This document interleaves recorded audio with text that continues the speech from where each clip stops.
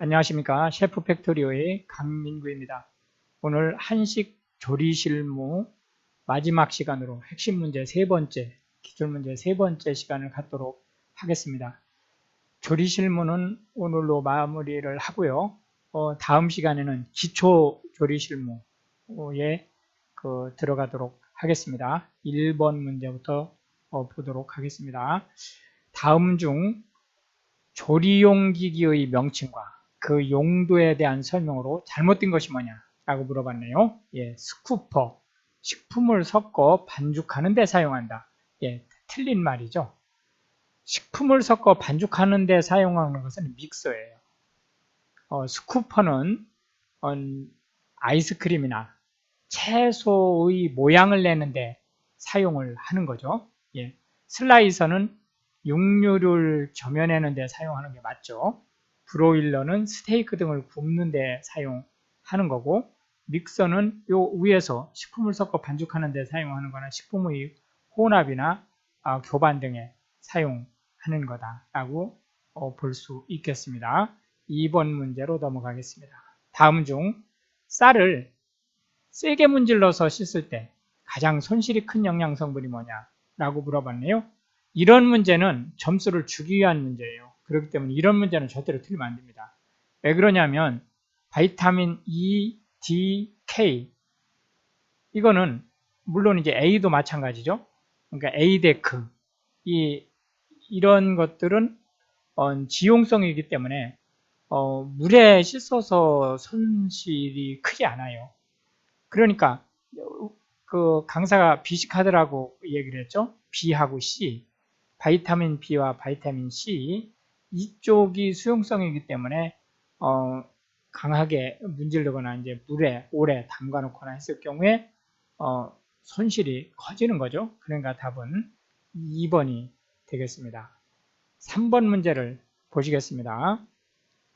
다음 중 밥을 지을 때 검정콩을 섞는 이유로 가장 적합한 것이 뭐냐라고 물어봤네요. 물론 검정콩에 지질이 있는 건 맞아요. 그러나 이것보다 더 중요한 것이 뭐냐면 단백질을 보충하는 거죠. 특히 검정콩에는 라이신 또는 리신이라고도 하죠. 의 함유량이 많은데 쌀에는 또 라이신이 거의 없단 말이에요. 그렇기 때문에 이제 검정콩과 쌀을 섞으면 쌀에 부족한 라이신을 검정콩에서 대폭 보충해 줄 수 있는 그런 구조가 된다. 이렇게 말씀 드릴 수가 있겠고요. 다른 부분들은 굳이 설명이 필요 없는 부분이에요. 이 콩 자체에 지질도 있고 무기질도 있고 바이타민도 많거든요. 그렇기 때문에 이 답이 다 될 수 있는 거예요. 네 개가 다. 그러나 가장 적합한 것은 단백질이다 라고 말씀드릴 수 있겠고요. 4번 문제로 넘어가겠습니다. 다음 중 밥을 뜸들이게 하는 방법으로 틀린 것을 물어봤어요. 뜸들이는 중에 밥을 가볍게 뒤섞어 물의 응축을 막는다. 맞는 말이에요. 이거를 지금 현재 이 강의를 듣는 대부분의 그 분들이 이게 틀린 말이라고 생각할 수 있어요. 여기다 떡하니 답을 할 수 있어요. 왜냐? 지금 현재 우리가 압력밥솥이라든지 전기밥솥을 사용하는데 밥 하는 중에 뚜껑을 열어가지고 쌀을 뒤섞는 경우가 어디 있어요. 그러니까 1번이 틀린 거라고 생각할 수 있단 말이에요. 그런데 이게 맞는 말이다. 그리고 꼭 기억을 하셔야 돼요. 실기 시험을 보실 때 밥을 하는 문제가 나오잖아요. 그러면은 뜸들이는 중간에 밥을 저어줘야 돼요. 그러니까 물론 안 저어도 그 상관은 없지만 그게 이제 그 검사관의 눈에 띄면 감점이 된단 말이에요. 왜 그러냐면 실기 시험을 볼 때 밥은 양은 냄비다 하잖아요. 그러니까 이 규칙을 꼭 따라 주셔야 된다. 고온 중에 일정 시간 그대로 유지하는 게 낫다. 맞는 말이죠. 뜸들이는 중에 쌀알 중심 부위 전분이 호화되어 밥맛이 좋아지는 게 맞죠? 뜸들이는 시간이 길수록은 아니에요.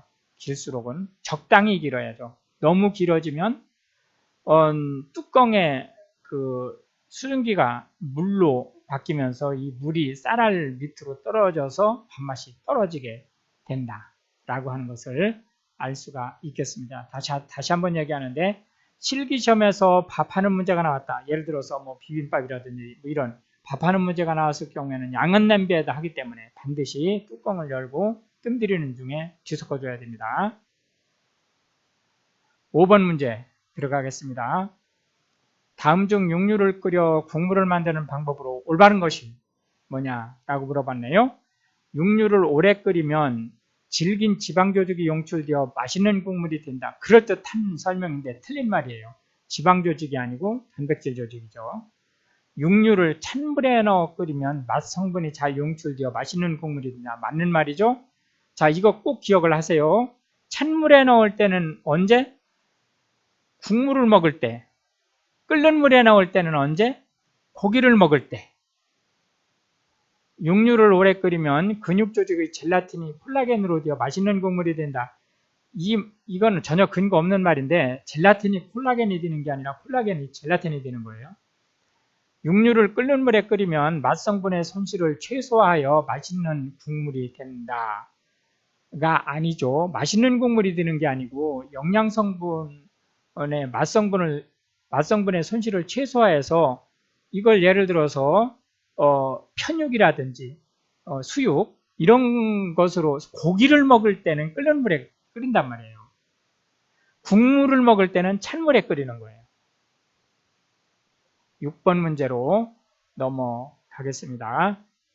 다음 중 찌개에서 국물과 건더기의 비율이 어느 것이 좋으냐라고 물어봤네요. 예, 국물이 앞에 나오고 뒤에 건더기가 나온 거예요. 찌개의 경우에는 국물이 적죠.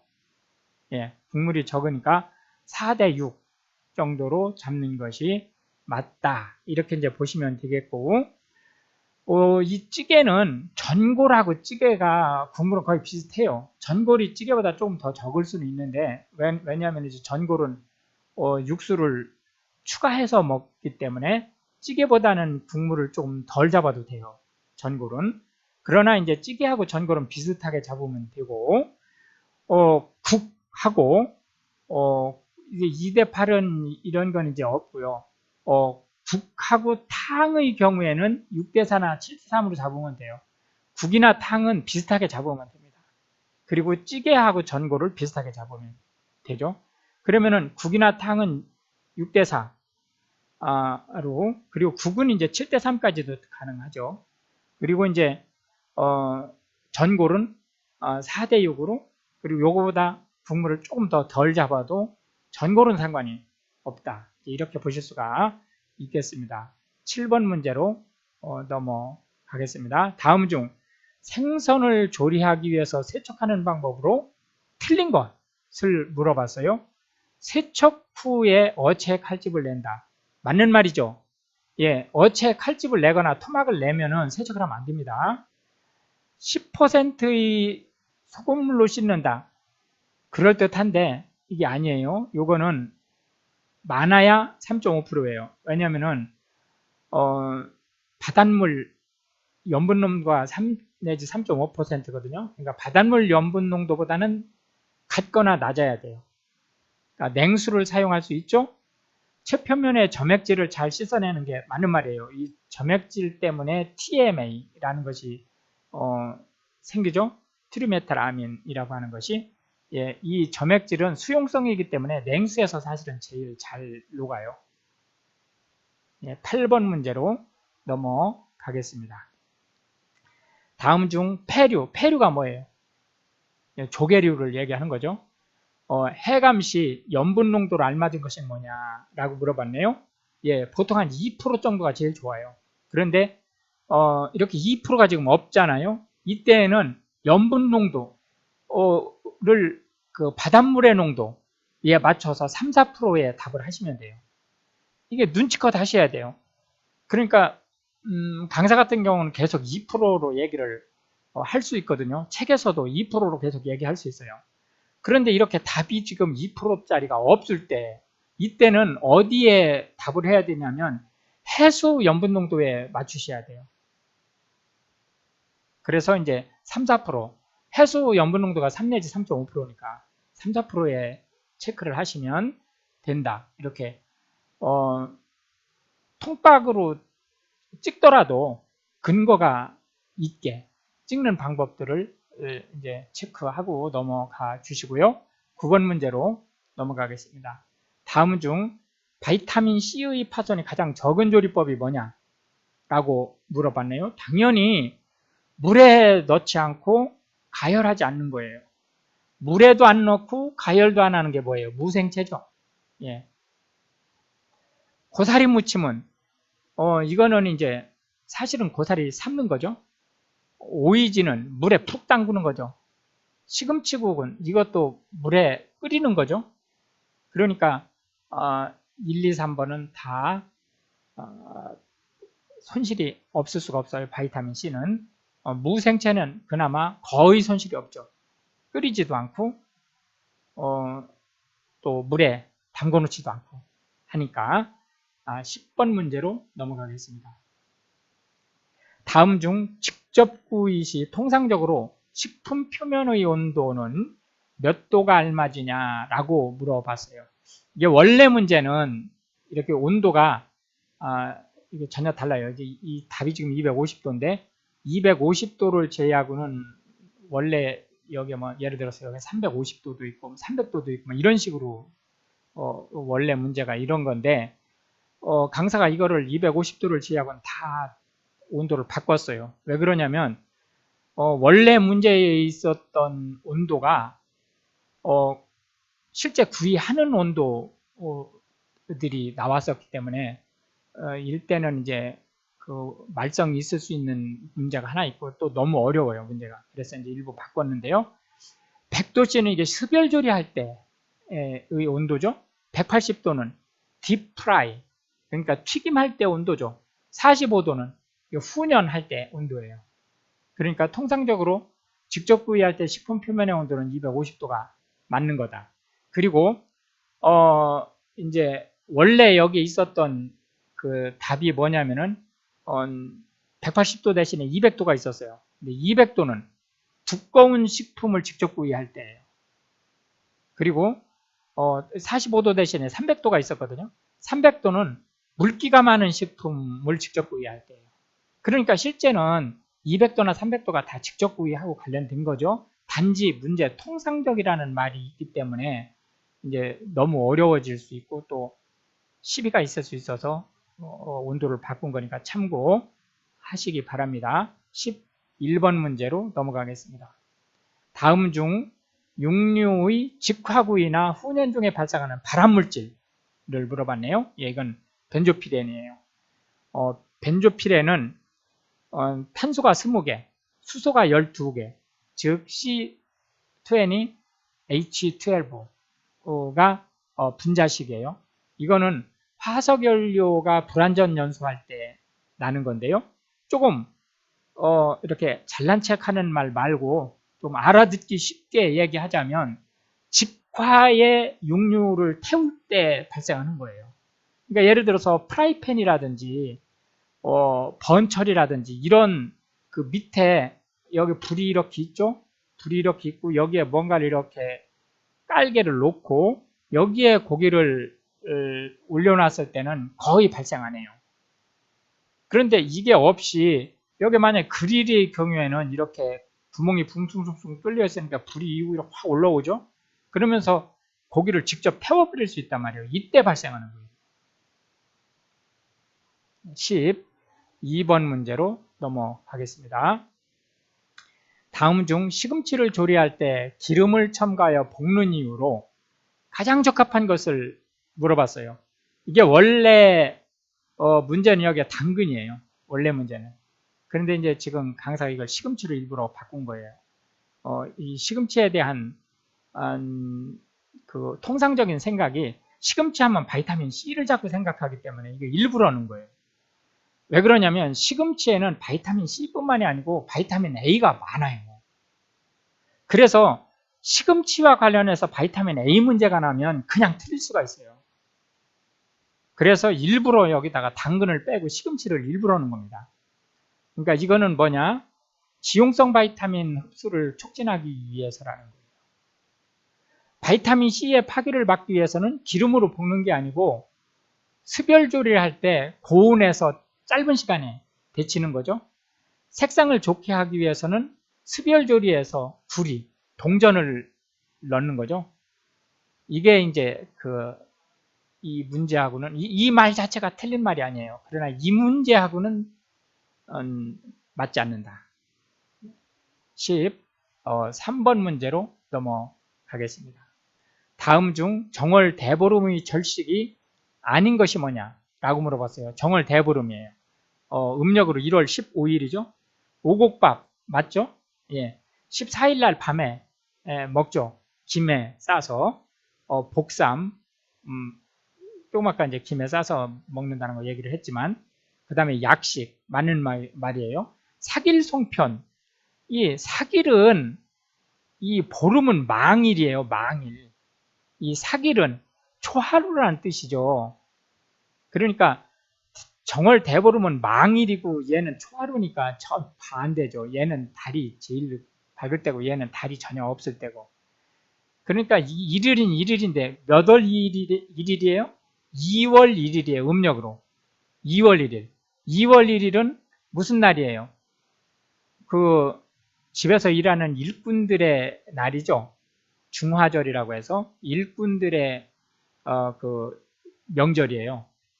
이때 이제 사길송편을 노비송편이라고도 해요. 그래서 이게 일꾼들한테 주는 거기 때문에 2월 1일 중화절에 절식으로 먹는다라고 볼 수 있겠고 14번 문제로 넘어가겠습니다. 다음 중 후려썰기에 대한 설명으로 볼 수 없는 것이 뭐냐라고 물어봤는데요. 후려썰기가 뭐예요? 후려썰기가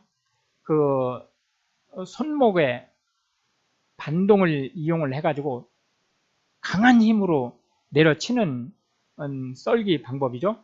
초보자는 절대로 하면 안 돼요. 너무 위험하기 때문에 손가락 하나 자르는 건 일도 아니에요. 정교함이 떨어지고 소음이 크죠. 왜냐하면 막 우당탕탕 채를 써니까.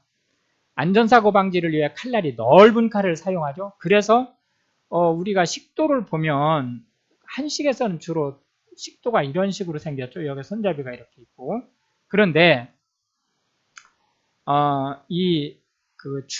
중국식 칼을 보면 손잡이가 이렇게 있고 칼날이 이렇잖아요. 이렇게 넓은. 왜냐하면 이 후려썰기를 주로 중국 요리할 때 많이 쓰기 때문에 그래요. 손목의 스냅을 사용함으로 힘이 덜 들죠. 예. 위험이 따름으로 소량을 썰 때 유용하다. 말은 그럴듯한데 틀린 말이에요.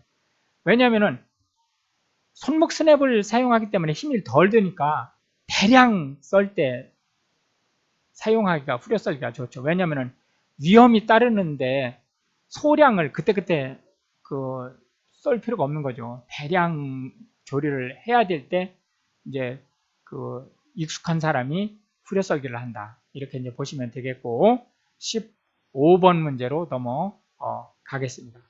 다음 중 조리기기 및 그 용도에 대한 설명으로 틀린 것을 물어봤어요. 신설로 가운데 숯불을 피우고 여러 재료를 넣어 끓이는 데 사용한다. 맞는 말이죠? 예, 번철 스테이크나 생선을 굽는 데 사용한다. 아차하면 이거 넘어갈 수 있어요.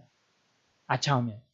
왜냐하면은 번철에서 굽지 말라는 법은 없죠. 그러나 원래 목적은 번철은 전을 조리하는 거죠. 스테이크나 생선은 그릴에서 하는 거예요. 그러나 사실은 번철에서 한다고 해서 안 되는 건 아니에요. 뚝배기는 찌개 등을 끓일 때 사용하죠. 취반기는 단체 급식소에서 밥을 짓는 데 사용한다. 예. 그러나 이제 원래 2번이 여기서 조리를 못하는 건 아니지만 원 목적은 번철은 전이나 부침이나 이런 걸 하는 거기 때문에 틀린답니다. 이렇게 말씀드릴 수 있겠고요. 16번으로 넘어가겠습니다.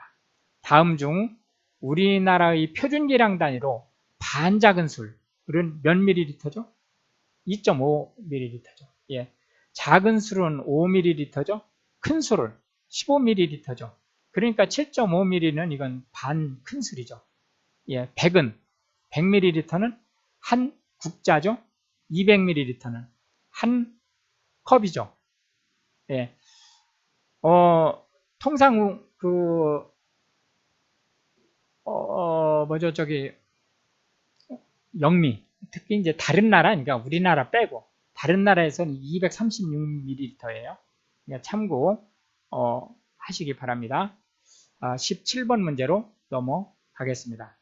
다음 중 가공식품과 거리가 먼 것을 물어봤어요. 예, 답은 현미가 되겠습니다. 현미는 도정한 거예요, 그냥. 도정 자체도 가공이라고 우기면은 뭐 어쩔 수 없는 거지만 NCS 기준에서 도정은 가공이라고 안 보는 거죠. 예. 알파민은 일단은 밥을 해서 그러니까 호화를 시킨 뒤에 습도를 낮추고 압력을 확 떨어뜨리고 온도를 낮춰서 식힌 쌀이에요. 이거는 물을 부으면 바로 그냥 밥이 돼요. 떡도 돼요. 예. 강화민은 영양성분이 부족한 것을 보충한 거죠.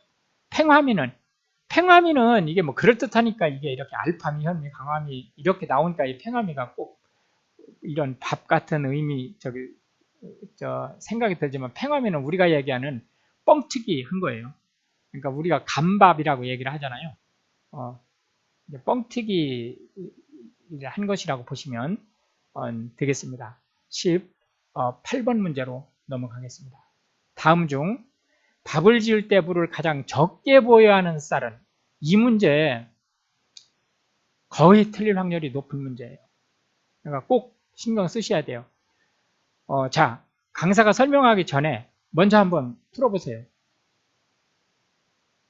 아마도 불린 쌀의 답을 대부분 하셨을 거예요. 왜? 이 불린 쌀을 우리가 침수 쌀이라고 혹시 답에 나올 수도 있어요. 근데 이 불린 쌀은 물에 이미 다 불려놨으니까 여기보다 더 물을 적게 붓는 쌀이 어디 있으랴 이렇게 생각을 하실 수 있단 말이에요.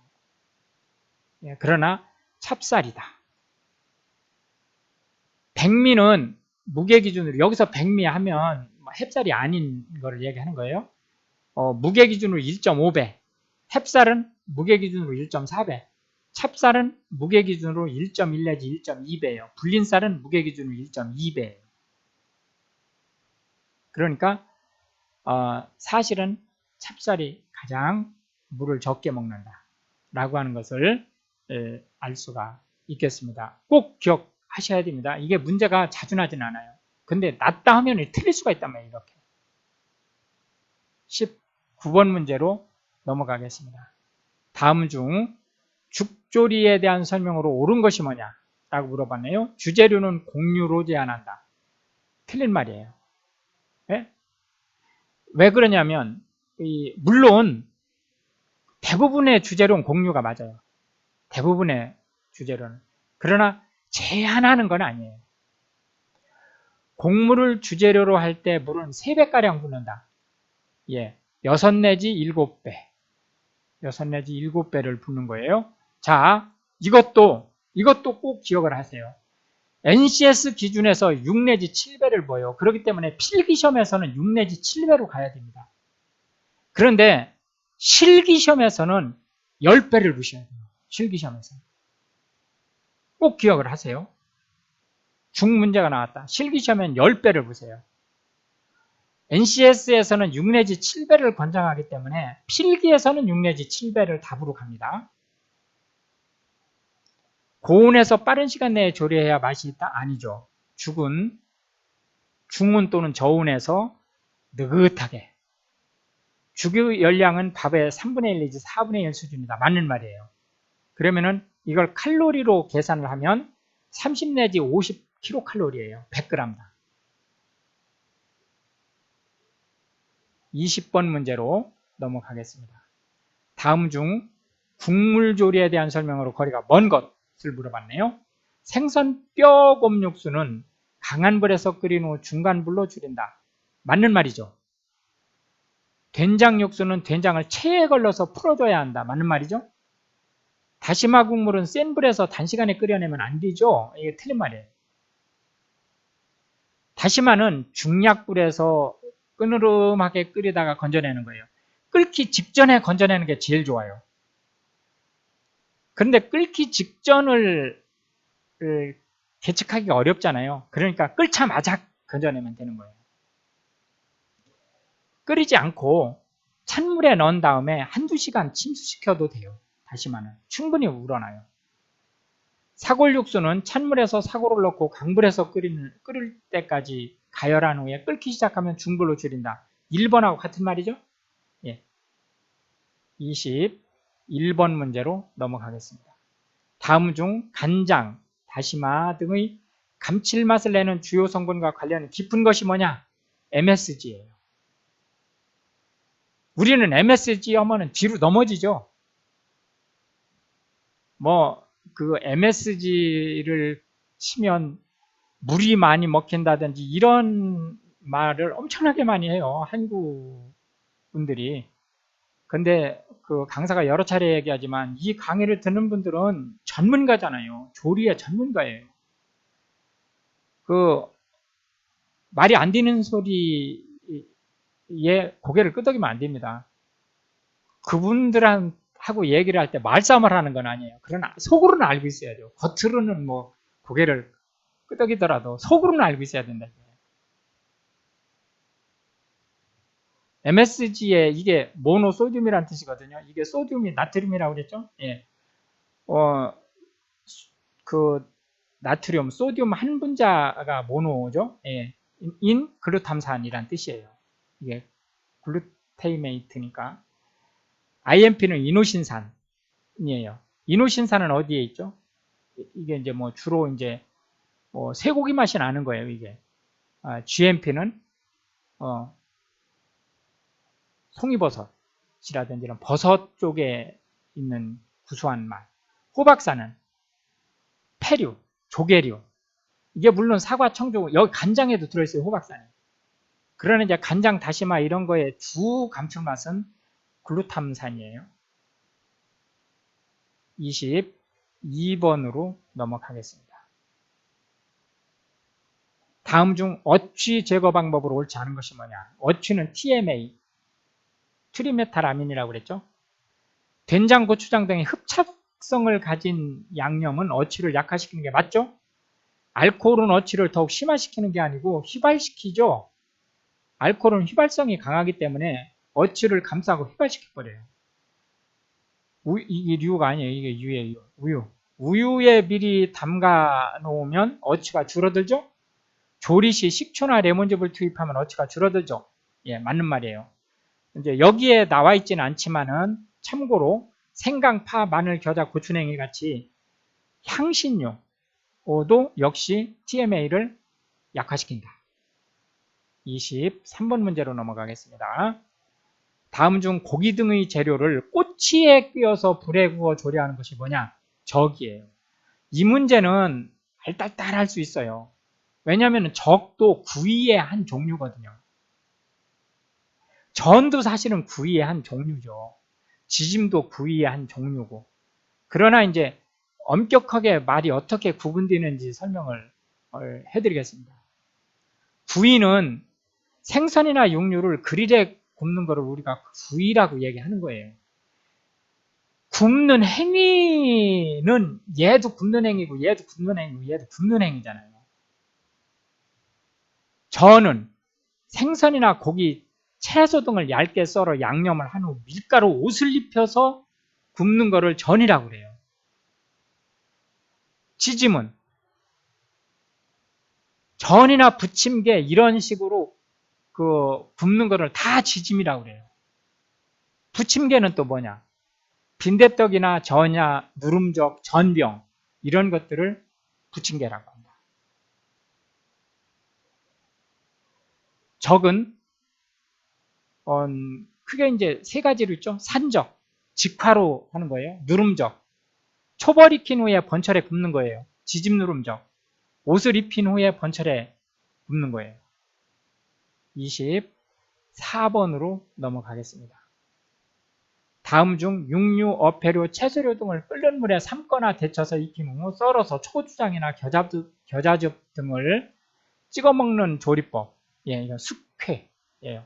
이 숙이 익힌다는 뜻이에요. 익힌 회라는 뜻이죠. 그런데 나물 삶듯이 푹 삶는 게 아니고 데치듯이 살짝 삶기 때문에 회라는 말을 쓰는 거예요.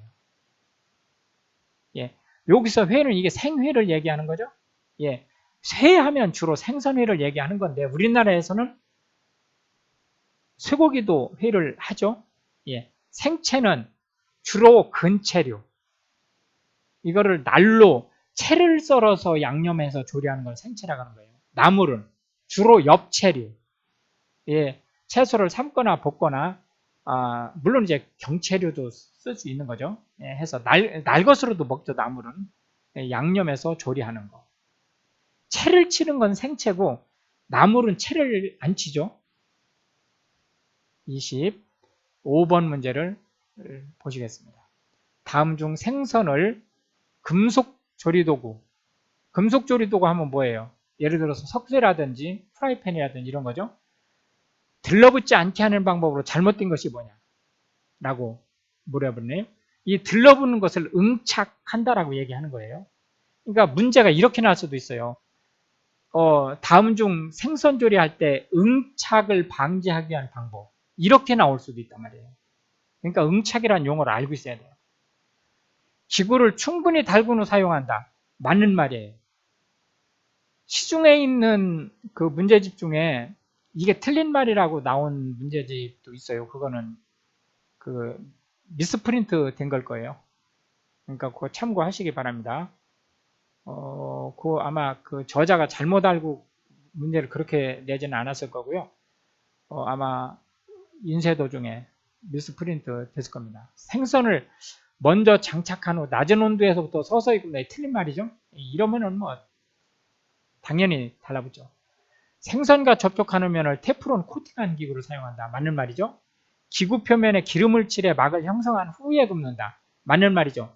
특히 한식 그 실기에서는 양념한 생선을 사용한단 말이에요. 이 구이에. 그럴 때는 더더군다나 잘 달라붙어요. 또 그러니까 응착력 때문에 생선하고 달라붙기도 하고 또 그 양념 때문에 달라붙기도 해가지고 더 이게 이제 생선 껍데기가 찢어지고 막 이런 일이 벌어질 수 있어요. 그렇기 때문에 꼭 기구 표면을 충분히 달군 다음에 그 식용유 기름을 그 키친타월에 묻혀서 충분히 코팅을 하세요. 그 다음에 이제 굽는 거로 해서 그 손상되지 않게 하시기 바랍니다. 이렇게 해서 이제 25개 모두 마쳤고요. 초두에 말씀드린 것처럼 조리 실무는 이제 이번 시간으로 끝나고 기초 조리 실무 원으로 가겠습니다. 사실은 기초 조리 실무가 어려워요. 조리 실무보다. 그렇기 때문에 이제 기초 조리 실무는 연이어서 할 수 있을지는 조금 더 좀 봐야 되는데 적어도 한 5, 6편은 해야 돼요. 이제 그렇기 때문에 연이어서 이제 못할 수도 있어요. 이제 지금 우리가 이 조리 실무 빼고 이제 경영 그 푸드 경영에 대해서 음식 외식업소 경영에 대한 부분을 이제 그 구매라든지 뭐 이런 것들하고 관련된 것도 또 시험에 나거든요. 그 부분을 또 한 파트를 해야 돼요. 그렇기 때문에 이제 기초조리 실무에서 이제 한꺼번에 왕창 다 막 5, 6편, 6, 7편 이렇게 방송을 안 하고 중간에 그 경영 부분 구매라든지 뭐 이런 것들을 이제 먼저 할 수도 있어요. 그러나 이제 어쨌든 기초조리 실무가 사실은 좀 어려워요. 조리 실무보다 그래서 어렵습니다. 그 부분 이제 참고 하시고요. 이 방송 들으시는 분들, 셰프팩토리 가족분들은 꼭 한 번에 필기는 합격하시기를 바라겠습니다. 감사합니다.